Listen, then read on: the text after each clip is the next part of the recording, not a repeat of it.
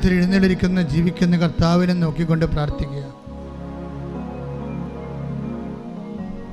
നിങ്ങളുടെ ഉടമ്പടി ആവശ്യങ്ങൾ, ഉടമ്പടി നിയോഗങ്ങളെ സമർപ്പിച്ചുകൊണ്ട് പ്രാർത്ഥിക്കുക. ഉടമ്പടി നിബന്ധനകളെ അനുസ്മരിച്ചുകൊണ്ട് പ്രാർത്ഥിക്കുക.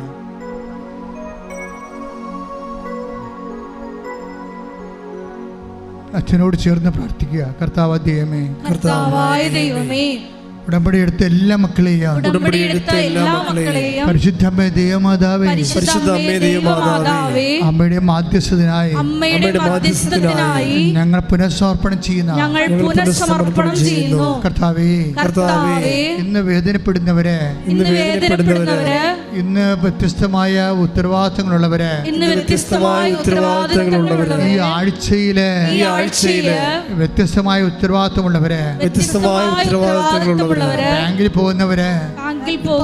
പോകുന്നവരെ, പരീക്ഷയ്ക്ക് പോകുന്ന കുഞ്ഞുങ്ങളെ, അതുപോലെ തന്നെ ഓപ്പറേഷന് പോകുന്ന രോഗികളെ, സാമ്പത്തിക വിഷയങ്ങൾക്ക് പരിഹാരം കാണാൻ പോകുന്നവരെ, കോടതി പോകുന്നവരെ, വസ്തു അളക്കുന്നവരെ, പുരപണിയുന്നതിനായ വ്യായാമങ്ങളിലെ വ്യത്യസ്തമായ വിഷയങ്ങളിലെ ഏർപ്പെട്ടിരിക്കുന്നവരെ, കർത്താവേ, മക്കളില്ലാത്തവരെ, മക്കൾക്ക് രോഗമായവരെ, ഓട്ടിസം ബാധിച്ചവരെ, ഹൈപ്പർ ആക്ടിവിറ്റി ഉള്ളവരെ, ഗർഭിണികള്, ഗർഭസ്ഥമായ കുഞ്ഞുങ്ങൾക്ക് ഡോക്ടർ നിർദ്ദേശിച്ചിരിക്കുന്ന അബോർഷൻ നിശ്ചയിച്ചിരിക്കുന്നവരെ, അറിയാത്തവരെ, ഗർഭത്തെ അനക്കമില്ലാത്ത കുഞ്ഞുങ്ങള്, വീട്ടില്ലാത്ത കുഞ്ഞുങ്ങള്,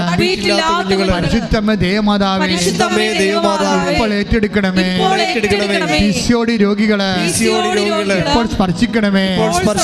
സിസ്റ്റ് രോഗികള്, ശരീരത്തിലെ സിസ്റ്റുള്ളവരെ, ഗർഭാശയത്തിലെ കിഡ്നികളിലെ, കരളിലുകള്, ആന്തരിക അവയവങ്ങളിലെ സിസ്റ്റുള്ളവരെ യേശുവിന്റെ നാമത്തിൽ ഞങ്ങൾ കൽപ്പിക്കുന്ന മാരക രോഗങ്ങളെ യേശുനാമത്തിൽ വിട്ടുമാറട്ടെ. മനസ്സിടിഞ്ഞു പോയ അനേകം മക്കളുണ്ട്. വീട് ജപ്തി ചെയ്തവരുണ്ട്. അവര് താമസിക്കുന്ന, അവര് ജോലി ചെയ്യുന്ന കെട്ടിടം ജപ്തി ചെയ്തവര്, വ്യവസായശാലകള്, വ്യാപാരശാലകൾ ജപ്തി ചെയ്തവരുണ്ട്. അതെല്ലാം തിരിച്ചെടുക്കാൻ പരിശുദ്ധ അമ്മയ്ക്ക് കഴിയും. അമ്മയുടെ മാധ്യസ്ഥത്തിന് ഈശോ അത് ചെയ്തു കൊടുക്കുമെന്ന് നാം വിശ്വസിച്ചുകൊണ്ട് ഉറുമ്പ് പോലെ നീണ്ടുപോകുന്ന, നിഴഞ്ഞു പോകുന്ന, വളരെ ഒരു മാറ്റവും ഇല്ലാത്ത, ഒരു മുന്നേറ്റമില്ലാത്ത മരവിച്ചു പോയ വിഷയങ്ങൾ, നിന്നുപോയ വിഷയങ്ങളെല്ലാം യേശുവിൻ്റെ നാമത്തിൽ, യേശു നാമത്തിൽ വിടുതൽ പ്രാപിക്കട്ടെ.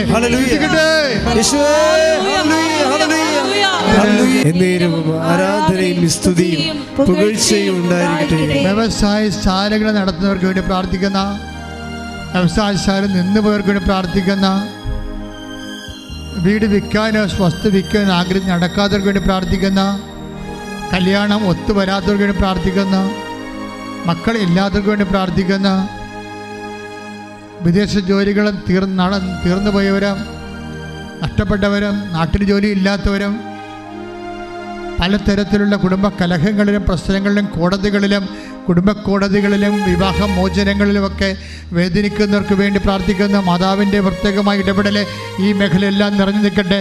ദൈവത്തിൻ്റെ ശക്തി പ്രവർത്തിക്കട്ടെ.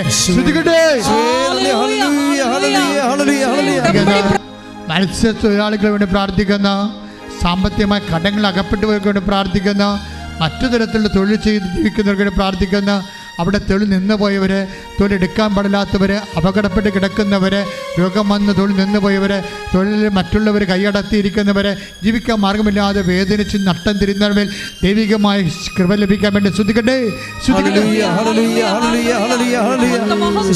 പ്രാർത്ഥിക്കുന്ന, ജോലി നഷ്ടപ്പെട്ടവർക്ക് വേണ്ടി പ്രാർത്ഥിക്കുന്ന, വിദേശത്ത് ജയിലിൽ കിടക്കുന്നവർക്ക് വേണ്ടി പ്രാർത്ഥിക്കുന്ന, വിസ നഷ്ടപ്പെട്ടവർക്ക് വേണ്ടി പ്രാർത്ഥിക്കുന്ന, വിസയുടെ കാലാവധി തീരാൻ പോയിട്ടും ജോലി കിട്ടാത്തവർക്ക് വേണ്ടി പ്രാർത്ഥിക്കുന്ന, വിസിറ്റിന് പോയവർക്ക് വേണ്ടി പ്രാർത്ഥിക്കുന്നു. ദൈവത്തിൻ്റെ കരുണ ഈ നിമിഷം അവർക്ക് ചൊരിയട്ടെ.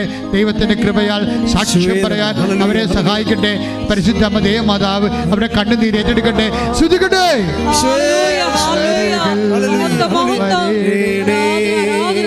സദയം തുടേ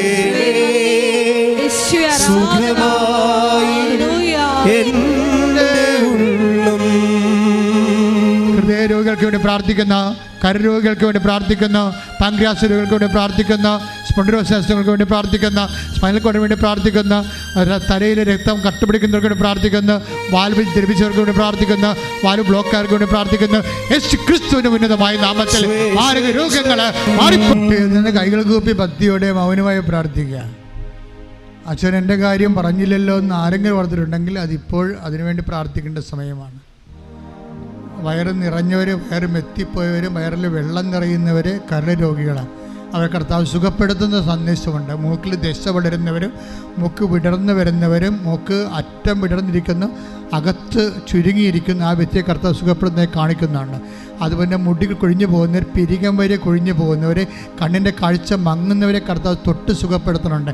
കഴിഞ്ഞ ക്രിസ്മസ് തുടങ്ങിയിട്ടുള്ള വൈരാഗ്യങ്ങൾ, വഴക്കുകൾ ഇപ്പോഴും നീണ്ടു നിൽക്കുന്നവരെ കർത്താവ് സമാധാനത്തേക്ക് വിളിക്കുന്നുണ്ട്. കരളിനും കഴുത്തിന് വേദനയുള്ളവർ, കഴുത്തിന് മുഴയുള്ളവർ, സ്പോണ്ടിലോസിസ് രോഗികളും ക്യാൻസറുകൾ, കഴുത്തിന് ക്യാൻസർ രോഗമുള്ളവർ, അതുപോലെ കഴുത്ത് പൊക്കാൻ പറ്റാത്തവർ, കഴുത്ത് പൊക്കുമ്പോൾ ഞരമ്പ് വരിഞ്ഞു പിടിക്കുന്നവരെ കർത്താവ് പൂർണ്ണമായി സുഖപ്പെടുന്ന സാക്ഷ്യമുണ്ട്. കൈ അടിച്ച് കർത്താവ് അസ്ഥികളെ കർത്താവ് കാണിക്കുന്നുണ്ട്. കൈയുടെ അസ്ഥിയാകാം, കാലിൻ്റെ അസ്ഥിയാകാം. കൈയുടെ അസ്ഥിയാണ് ഈശോ കാണിക്കുന്നത്. വിട്ടിരിക്കുന്ന അസ്ഥിയാണ്. അസ്ഥിക്കുഴകളിൽ ദ്രവിപ്പുണ്ട്, അസ്ഥിക്കുഴകളിൽ കറുത്ത പാടുകളുണ്ട്. ഈ അസ്ഥിക്കുഴലുണ്ടാകുന്ന വേദനകളെയും സന്ധിപ്പുകളെയും ദ്രവിപ്പുകളെയും യേശുക്രിസ്തുവിന്റെ ഉന്നതമായ നാമത്തിൽ കൂടിയിട്ട് അസ്ഥികൾ സുഖപ്പെടുന്ന സന്ദേശമുണ്ട്. കൈയിടിച്ച് കർത്താവിനുണ്ട്. സമാപനാശീർവാദത്തിനിടെ ഒരുങ്ങുക. എന്തെങ്കിലും വിഷയമുണ്ടെങ്കിൽ ഈശോയുടെ രഹസ്യമായി പ്രാർത്ഥിക്കേണ്ട സമയമാണിത്. സ്വകാര്യ വിഷയങ്ങൾ എന്തെങ്കിലും ഉണ്ടെങ്കിൽ അത് അച്ഛനത് അഡ്രസ്സ് ചെയ്തിട്ടില്ലെങ്കിൽ നിങ്ങൾ സ്വകാര്യമായി പ്രാർത്ഥിക്കേണ്ട വിഷയമാണ്. പരിശുദ്ധ അമ്മ ഈ നിമിഷം നിൻ്റെ വിഷയത്തിന് വേണ്ടി മധ്യസ്ഥം വഹിക്കുകയും നിനക്ക് സാക്ഷ്യം പറയാൻ അവസരം നൽകുകയും ചെയ്യും. ശരീരം പൊട്ടുന്നവരെ, ശരീരത്തിൽ വെള്ളപ്പാണ്ടുള്ളവരെ, ശരീരത്തിൽ എരിച്ചിലും പൊരിച്ചിലുമുള്ളവരെ കർത്താവിൻ്റെ വിശുദ്ധമായ രക്തത്താൽ കഴുകുന്നതിന് വേണ്ടി പ്രാർത്ഥിക്കുക. കാല് തളർന്നു കിടക്കുന്നവർ, അരക്കെട്ട് തളർന്നു പോയവർ, കൈ തളർന്നു പോയവർ, ജോലി എടുക്കാൻ പറ്റാത്തവർ കർത്താവിനെ സ്പർശിച്ചു കൊണ്ടിരിക്കുന്ന ശ്രുതിക്കട്ടെ. സാമ്പത്തിക ബാധ്യതയുള്ളവര്, പണം കൊടുക്കാനുള്ളവര്, പണം കിട്ടാനുള്ളവര്, സ്ഥലം വിൽക്കാനുള്ളവര്, വാടകയ്ക്ക് പോകാൻ ആഗ്രഹിക്കുന്നവര്, വസ്തു വിറ്റ് മറ്റു സ്ഥലങ്ങൾക്ക് പോകാൻ ആഗ്രഹിക്കുന്നവര്, വിദൂര സംസ്ഥാനം കിടക്കുന്ന വസ്തു വിൽക്കാൻ പറ്റാതെ വിഷമിക്കുന്നവര്, അവരെല്ലാം സമർപ്പിച്ചുകൊണ്ട് ഇട്ടിമുഴക്കം പോലെ ശ്രുതിക്കട്ടെ. ഹല്ലേലൂയ. ഇരിക്കുക, ശാന്തമായിരിക്കുക.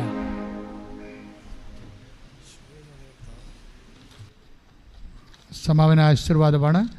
അതും അറിയിപ്പുകൾ. എല്ലാ ദിവസവും ഉടമ്പടി ഉണ്ടായിരിക്കും. ഉടമ്പടി എടുക്കാനും പുതുക്കാനും എല്ലാ ദിവസവും അവസരമുണ്ട്. നമുക്ക് 3 ഷെഡ്യൂളാണ് ഉള്ളത്. രാവിലെ 7 മണിക്ക് ഫസ്റ്റ് ഷെഡ്യൂൾ, ഉടമ്പടി പുതുക്കാനുള്ളവരും എടുക്കാനുള്ളവരും. സെക്കൻഡ് ഷെഡ്യൂൾ 10:30 മണിക്കും, 10-നും 10:30 ഇടയ്ക്ക്. തേർഡ് ഷെഡ്യൂൾ 2 മണിക്ക്. വ്യാഴാഴ്ചയും ഞായറാഴ്ചയും അച്ഛൻ ആൾക്കാരെ കാണത്തില്ല, പക്ഷെ ബാക്കി എല്ലാ ദിവസവും ആൾക്കാരെ കാണും. നമ്മുടെ ഉടമ്പടി പോളിസി അനുസരിച്ച് എല്ലാവരെയും കാണുമെന്നാണ്. എല്ലാവരെയും കാണും, പക്ഷെ വിഷയം സീരിയസ് ആയിരിക്കണം. അത്രയേ ഉള്ളൂ. നിങ്ങളുടെ വിഷയം സീരിയസ് ആയിരിക്കണം. അത് അൾട്രാ സീരിയസ് എന്ന് വെച്ച് കഴിഞ്ഞാൽ ഹൈ എമർജൻസി, ഹൈ അർജൻസി ആയിട്ടുള്ള വിഷയങ്ങളാണ് ആദ്യം കാണുന്നത്. പിന്നെ ചില ആൾക്കാരെ ഒരു മണ്ടപരിപാടി കാണിക്കുന്നുണ്ട്. അച്ഛനെ കാണാൻ വൈകുന്നെന്ന് വിചാരിച്ചുകൊണ്ട് ഉടമ്പടി ഉഴപ്പിപ്പോകും. അപ്പോൾ അതിൻ്റെ അർത്ഥം എന്താ? നിങ്ങൾക്ക് ഉടമ്പടി അല്ലാഞ്ഞ പ്രാധാന്യം, അച്ഛനെ കാണുകയാണ് പ്രാധാന്യം, അല്ലേ? അപ്പോഴേ കള്ളനും വെള്ളിയും പുറത്തായില്ലേ? നീ ഉടമ്പടി എടുത്തതിൻ്റെ ഉദ്ദേശം എന്താ? അച്ഛനെ കാണാനാണ്, അല്ലേ? അപ്പോൾ ഉടമ്പടിക്കും ദൈവത്തിനും ദൈവനുസരിച്ചുള്ള ജീവിതത്തിനും ഒരു പ്രാധാന്യമില്ല, വയറ്റിപ്പഴപ്പ് മാത്രം പ്രാധാന്യം. അങ്ങനെയുള്ളവൻ എവിടെ പോലും ഇത് പിടിക്കത്തില്ല, ഉറപ്പല്ലേ? ദൈവത്തിന് മുമ്പ് നീ പിടികൊടുത്തില്ലേ? അച്ഛനെ കാണുന്ന വിഷയമാക്കരുത്, ദൈവത്തിനെ കാണുന്ന വിഷയമാക്കണം ഇത്. എന്നിട്ട് ദൈവികമായ കാര്യങ്ങൾ അച്ഛൻ പറയണ കൃത്യമായിട്ട് അച്ചിട്ടായിട്ട് നമ്മുടെ മുമ്പിൽ നമുക്ക് ചുറ്റും മാത്രമല്ല നമ്മുടെ ചുഴന്ന് സാക്ഷ്യങ്ങളാണ്. അപ്പം അതുകൊണ്ട് നിങ്ങളുടെ വിഷയത്തിന് മേൽ ദൈവിക തീരുമാനം ഉണ്ടാകും, പക്ഷേ നിങ്ങൾ എൻ്റെ ഉടമ്പടിയുടെ സത്യസന്ധമായിട്ട് അതിൽ നിലനിൽക്കുക. പിന്നെ എമർജൻസി വിഷയം വന്നാൽ തീർച്ചയായിട്ടും ആ പേപ്പർ കാണിച്ചാൽ മതി. നിങ്ങൾക്കറിയാലോ ഇവിടുത്തെ അവസ്ഥ. ഇന്നാണ് ഉടമ്പെടുക്കാൻ വന്ന് വിചാരിച്ചോ, ആ ദിവസം ഉടമ്പെടുക്കാൻ വന്ന ദിവസമാണ്, അന്ന ദിവസമാണ് നിങ്ങളുടെ വിഷയം സീരിയസ് ആണെങ്കിൽ അന്ന് തന്നെ കാണും. നമ്മൾ ആളെ നോക്കി കാണത്തില്ല, ഇതിൻ്റെ വേറെ ഗ്രേഡ് ഇതിൻ്റെ അകത്തില്ല. അതുകൊണ്ടാണ് നിങ്ങൾ ആരെ റെക്കമെൻഡ് ചെയ്യരുതെന്ന് പറഞ്ഞതിൻ്റെ കാര്യം. റെക്കമെൻഡ് ചെയ്തതിൻ്റെ കാര്യമില്ല. നിങ്ങൾ ആളെ നോക്കി കാണത്തില്ല, ആളുടെ ക്വാളിറ്റിയോ ഒന്നും നോക്കി കാണത്തില്ല. വിഷയമാണ് ഇവിടുത്തെ പ്രശ്നം. നിങ്ങൾക്ക് ക്യാൻസർ ഉണ്ട്, അച്ഛൻ കാണും. നിങ്ങൾക്ക് ജപ്തി നടപടിയുണ്ട്, അച്ഛൻ കാണും. നിങ്ങളുടെ കുടുംബജീവിതം തകർന്നിരിക്കണം, തീർച്ചയായിട്ടും കാണിരിക്കും. അവിടെ ആളിനല്ല പ്രശ്നം. നിങ്ങൾ കൃപാസനത്തിൽ വന്ന് ഇവിടെ ചില ഞാനും ഈ സ്റ്റാഫും തമ്മിലൊക്കെ ചില സമയത്ത് യുദ്ധം ഉണ്ടാവും. എന്താ കാര്യം, അവരിവിടെ സ്ഥിരം ജോലി ചെയ്യുന്ന ആൾക്കാർ അവരുടെ ബന്ധുക്കൾ അളിയന്മാരൊക്കെ വരുമ്പോൾ അവരിവിടെ കൊണ്ടുവന്ന് കൊടുക്കും കാണാൻ വേണ്ടി. പക്ഷേ മാനേജർ അംഗീകരിക്കത്തില്ല. അവരുടെ ഇഷ്യൂസ് ഉണ്ടാവും, പക്ഷേ അംഗീകരിക്കത്തില്ല ഞങ്ങൾ. കാരണം പോളിസി മാറ്ററാണ്. ബന്ധവും സ്വന്തമൊന്നും അല്ല പ്രശ്നം, നിങ്ങൾക്ക് വിഷയമാണ് പ്രശ്നം. ഉടമ്പടി എടുത്താൽ തീരാത്ത ഒരു പ്രശ്നമില്ല. പിന്നെ ഞാൻ കാണുന്നത് വെച്ച് കഴിഞ്ഞാൽ നാളെ അവർക്ക് ഓപ്പറേഷനാണ്, മറ്റന്നാൾ ജപ്തിയാണ്, അല്ലെങ്കിൽ നാളെ പരീക്ഷയാണ്. അപ്പോൾ സ്വാഭാവികമായിട്ട് അവർക്ക് ബ്ലെസ്സിങ് അവർക്ക് കൊടുക്കാൻ അവർക്ക് അർഹതയാണ് അവർക്ക്. കാര്യം നാളെ പരീക്ഷ കഴിഞ്ഞിട്ട് ആശ്രയിച്ചൊരു കാര്യമുണ്ട്. പരീക്ഷയ്ക്ക് മുമ്പ് ആശ്രദിക്കണം. അതുകൊണ്ട് ഞാനത് കാണും തീർച്ചയായിട്ടും. അല്ലെങ്കിൽ 200 പിള്ളേരെ കാണുമോ, ഇവിടെ നിന്നുകൊണ്ട് 200 പിള്ളേർ ഓരോരുത്തരെയും കാണുന്നത് ഞാൻ ഓരോരുത്തരെയും കണ്ട്. 200 പിള്ളേരുടെ കൂട്ടത്തിൽ തന്നെ പിന്നെ പോയിട്ട് വേറെ കണ്ടത്. അപ്പോൾ എല്ലാവരും അല്ലാതെ ഇങ്ങനെ കട അടച്ചിട്ട് വെടിവെച്ച് തളിക്കുകയൊന്നുമല്ല. ഓരോ വ്യക്തിയെടുത്ത് 3 പ്രാവശ്യം വെച്ച് പ്രാർത്ഥിക്കും. ഒരു വ്യക്തിയെടുത്ത് എന്തിനാണ് 3 പ്രാവശ്യം പ്രാർത്ഥിക്കണത്? സൈത്ത് പൂശി പ്രാർത്ഥിക്കും, കാശിനും കൊടുത്ത് പ്രാർത്ഥിക്കും, കൈവച്ച് പ്രാർത്ഥിക്കും. എന്തിനാണ് പ്രാർത്ഥിക്കണത്? അല്ലെങ്കിൽ അവനെ രക്ഷപ്പെട്ട ആ കുടുംബം രക്ഷപ്പെടും. അതാ പ്രശ്നം.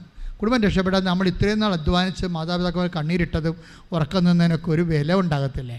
അതാണ് വിഷയം, വേറെ ഒരു വിഷയമില്ല. കാര്യം ഞാനും കാഞ്ഞു പിടിച്ച കുടുംബത്തിൽ നിന്ന് വന്നതാണ്. മാതാപിതാക്കന്മാരുടെ വേദന ഞാൻ നേരിട്ട് കണ്ടിട്ടുള്ള ആളാണ്. എൻ്റെ വീട് ജപ്തിയായി പോയ വീടാണ്. അപ്പോൾ എന്താണ് ഇതൊക്കെ എനിക്ക് പെട്ടെന്ന് മനസ്സിലാവും. എന്ത് നിങ്ങൾ പറഞ്ഞാലും മനസ്സിലാകും. അപ്പോൾ അതുകൊണ്ടാണ് ഇത് വിഷയമില്ല, ഹൈ എമർജൻസി വിഷയങ്ങളെല്ലാം കാണുന്നത്.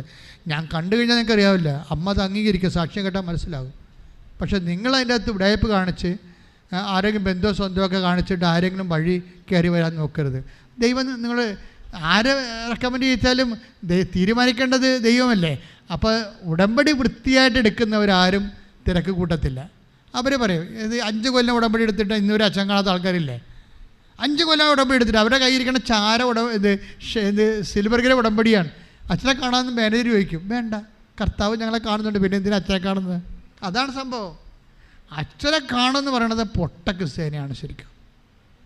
പിന്നെ വെച്ച് കഴിഞ്ഞാൽ അതിന് ധൃതി കൂട്ടുന്നവർ കാണുന്നവർ. ഇപ്പോൾ ക്യാൻസർ രോഗികളെ കാണും, കിഡ്നി രോഗികളെ കാണും, അതുപോലെ തന്നെ വേറെ എന്ത് എമർജൻസി മാരകമായ എന്ത് വിഷയമായാലും ആ വ്യക്തിയെ കണ്ടിരിക്കും.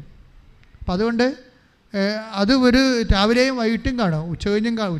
രാവിലെ കാണുന്ന 11 മണി തൊട്ട് 1 മണി വരെ കാണും. പിന്നെ 2:30 മണി തൊട്ട് 4 മണി, 4:30, 5 മണി വരെ കാണും. ആളുള്ളതനുസരിച്ച് കണ്ടുകൊണ്ടിരിക്കും. അവിടുന്ന് ചീട്ട് കിട്ടണ. അപ്പം നിങ്ങൾ വരുമ്പോഴിപ്പം നോക്കേണ്ട രേഖ കയ്യിലുണ്ടാകണം. നിങ്ങൾ പറയുന്ന സീരിയസ്നെസ്സിൻ്റെ രേഖ ഉണ്ടാകണം. അതുണ്ടായിക്കഴിഞ്ഞാൽ ഉടമ്പടി സ്റ്റാറ്റസ് നോക്കും. പണ്ട് ആൾക്കാർക്ക് പറ്റണമെങ്കിൽ അല്പപരമാണെങ്കിൽ അറിയാവാ. പണ്ട് ഉടമ്പടി എടുത്തിട്ട് അച്ഛനെ കാണുന്നില്ലെന്ന് പറഞ്ഞ് ഇട്ടേച്ചും പോകും. പിന്നീട് വിഷയം ഉണ്ടാകുമ്പോൾ ആ പഴയ ഉടമ്പടിയും കൊണ്ടുവന്നാൽ കാണത്തില്ല. കാര്യം ഇത്രയും നാളെ എവിടെ പോയെന്ന് ചോദിക്കും.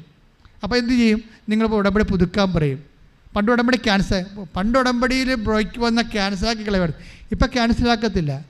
നിങ്ങൾ ഒരു മാസങ്ങൾ ഉടമ്പടി കൂടിയിട്ടുണ്ടെങ്കിൽ അത് ഓഫീസിൽ നിന്ന് പറയും മക്കൾ വിഷമിക്കണ്ടേ, എന്തെങ്കിലും പ്രശ്നം ഉണ്ടായി കാണുമല്ലോ, ചിലവാല മരണമാ രോഗമാകാൻ. അതുകൊണ്ട് നിങ്ങൾ ഉടമ്പടി പുതുക്കാൻ പറയും. പുതുക്കി കുറേ നാൾ കഴിയുമ്പോൾ 10-15 ദിവസം കഴിയുമ്പോൾ കാണാനുള്ള ചീട്ട് കിട്ടും. അപ്പം അതുകൊണ്ട് അതൊന്ന് ശ്രദ്ധിക്കണം കേട്ടോ. പിന്നെ വരുന്നത് അച്ഛനുണ്ടോ ഇല്ലയെന്ന് അച്ഛൻ ഇപ്പം തിങ്കൾ ചൊവ്വ ബുധൻ വെള്ളി ശനി ഈ ദിവസം 5 ദിവസം അച്ഛൻ ഇവിടെ ഉണ്ടോ എന്നൊന്ന് വിളിക്കണം. ചിലർ കംപ്ലയിൻറ്റ് ചെയ്യുന്നുണ്ട്, നമ്പർ കിട്ടണില്ല, വിളിച്ചിട്ട് കിട്ടണില്ല. ഇവിടെ ഫോണിൻ്റെ ഒരു ചെറിയ പ്രശ്നം ഉണ്ടായിരുന്നു. ഇപ്പോൾ ഇന്നലെ അത് പരിഹരിച്ചിട്ടുണ്ട്. അതുകൊണ്ട് വിളിച്ചാൽ കിട്ടും. 9447285400 ആണ് നമ്പർ. ആ നമ്പർ വിളിച്ചാൽ കിട്ടും. ഒന്നാമത്തേത് ചോറൂട്ടലിൻ്റെ ശുശ്രൂഷ കർമ്മം നടക്കണത്. ആദ്യം ചോറൂട്ടലിനെ കുഞ്ഞുങ്ങളെ ചോറൂട്ടണം. അപ്പോൾ ചോറൂട്ടുമ്പോൾ നിങ്ങൾ ശ്രദ്ധിക്കേണ്ട കാര്യം ആ മാതാപിതാക്കന്മാർ ഉടമ്പടി എടുത്തവരായിരിക്കണം. അപ്പനും അമ്മയുമാണ് എടുക്കേണ്ടത്. അല്ലെങ്കിൽ അപ്പനിവിടെ നാട്ടിലില്ലെങ്കിൽ അമ്മയെങ്കിലും ഉടമ്പടി എടുത്തിരിക്കണം. അമ്മ അപ്പനെ ഉടമ്പടി എടുത്തുകൊണ്ട് വരരുത്, ഓടിച്ചിട്ട് വിടുന്നത്. കൊച്ചിനെയും കൊണ്ട് ഓടിച്ചിരും. കാര്യം നമുക്ക് വേണ്ടത് ആ കുടുംബത്തെ, ആ കുഞ്ഞിൻ്റെ കുടുംബം എന്ന് പറഞ്ഞാൽ അപ്പനും അമ്മയും അവരാണ് ഉടമ്പടി ദൈവത്തിൻ്റെ ഭാഗമായി വരേണ്ടത്. ആ ചീട്ട് കാണിച്ചാൽ തീർച്ചയായും നിങ്ങൾക്ക് ചീട്ട് നമ്പർ കിട്ടും, ആ ഓഫീസിൽ നമ്പർ കിട്ടും. ഇതിന് കാത്തുകെട്ട് നിൽക്കരുത്, മര്യാദക്ക് പോയി ഭക്ഷണം കഴിച്ചിട്ട് വരാം. ഇനി കാത്തുകെട്ടിന് വിഷം തള്ളി കഴിഞ്ഞാൽ ഇവിടുന്ന് ചിലപ്പോൾ 4 മണിക്കൊക്കെ പോകാൻ പറ്റത്തുള്ളൂ. ഈ കാര്യം എഴുത്ത്, കുഞ്ഞിൻ്റെ എഴുത്ത് കഴിഞ്ഞിട്ട് ചോറൂട്ട് കഴിഞ്ഞിട്ടാണ് പിന്നെ എഴുത്ത് തുടങ്ങണത്, ആദ്യ അക്ഷരം കുറിക്കണത്. അത് ഒരു 4 മണിയാകാൻ തുടങ്ങുമ്പോൾ. അപ്പോൾ അതിന് മുമ്പ് നിങ്ങൾ ഉടമ്പടി എടുത്ത് റെഡിയായി നിൽക്കുക.